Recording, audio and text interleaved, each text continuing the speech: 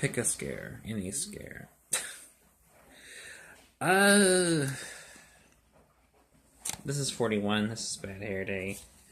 I don't like this one. This one is just fucking stupid. Now, the premise is interesting.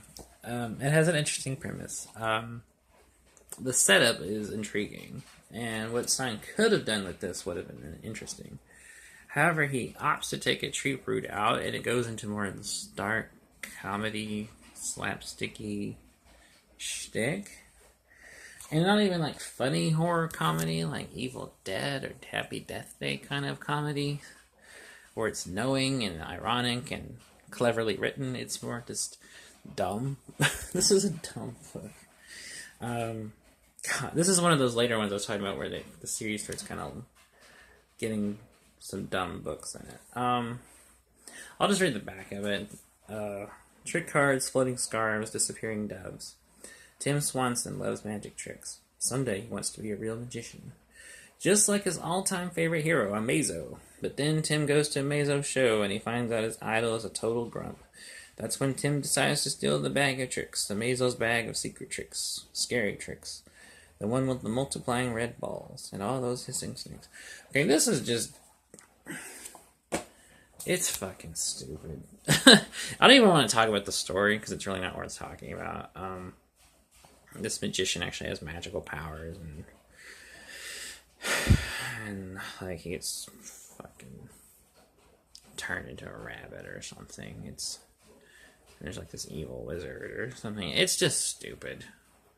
Like it doesn't make any sense, and it just kind of feels like Stein just wanted to write a silly comedy for Goosebumps.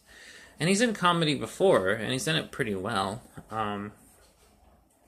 Night of the Living Dummy is actually pretty comedic. I mean, these books aren't scary. They're the least scariest thing I can think of. But they're fun. They're entertaining. And even though most of them are trying to be scary, there is some seriousness through it. They actually are written a little more maturely and have characters and more realistic reactions and realistic situations. Well, I say realistic situations, but I mean how they would react in the situations they're in is more realistic and then played very straight. However, he has done some, like I've said in the past in this series, where he does try to be funny, and he does do more of a dark comedy thing. Revenge of the Lawn Gnomes would fit in that category. My Harry's Adventure feels kind of more of an adventure movie. Like, feels like one of those adventure movies from the 90s. But there's some comedy in it. Go Eat Worms definitely has played it for laughs. You Can't Scare Me has played it for laughs. So some of these, do have more of a comedic little thing going on. This one, I don't like it.